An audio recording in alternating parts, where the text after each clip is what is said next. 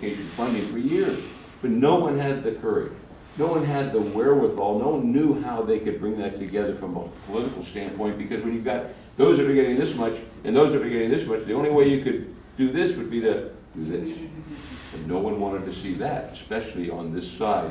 And this side is really from where we live, because we have wealthy districts. There are a lot of those who are getting more than that $4,800. So what the governor did is he said, with your help here again, with Prop 30 made that happen. We're now able, and he had a plan earlier in the year, the legislature tweaked that plan to make it work better. And we were able to come together to now, every year we are raising this level up. We're not going to take away from those basic aid districts or those that are getting the most money, because that would have been politically untenable. So what we are doing is bringing these up gradually to get them to an equal amount, or to provide an education. Because as you know, we're about 48th in the country in our education funding. And that's an embarrassment to California. So we've turned the corner there, and we've allowed for more local control, just as the governor has done with the criminal justice system. And I have to share with you what he did and what we were able to do this year. And I'm taking a little credit away from the governor, because his idea we didn't like in the state, and the Democrats in the Senate didn't like that.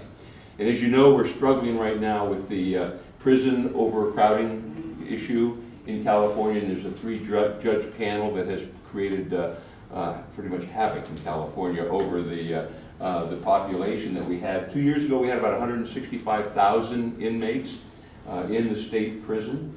We've reduced that at the requirement of the courts to about 120,000 inmates today.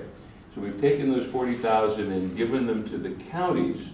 Now, I shouldn't say we've given them, because what we've done is we have changed the manner of which prisoners will go from counties and county jails to the state prison system. So now they will stay in the county jail for a longer period of time, whereas before, if your sentence was over 1 year, you would go to the state prison. Now, if it's less, now it could be 2 years, and some are staying longer in county jails and going to the state prison, and that has been able to allow us to reduce that state population. The problem with this year was we've done all this work, we've spent billions of dollars of doing that, and that three-judge panel, that judge said, well, you still have to reduce the population in your prison by 9,600 inmates by December 31st of this year. 9,600 more. That was 2 months ago. Well, everyone's looking, how do we do that? Because these are the 9,600 inmates that you don't want in your neighborhood. Mm-hmm. You don't want them released to the community, because what's the problem has been is some of those inmates have, and when they're in the community, they're not getting the supervision that they need. So the governor had a proposal. We're going to spend $315 million this year, $400 million next year, and we're going to take those 9,600 prisoners. We're going to lease a private prison down in the valley.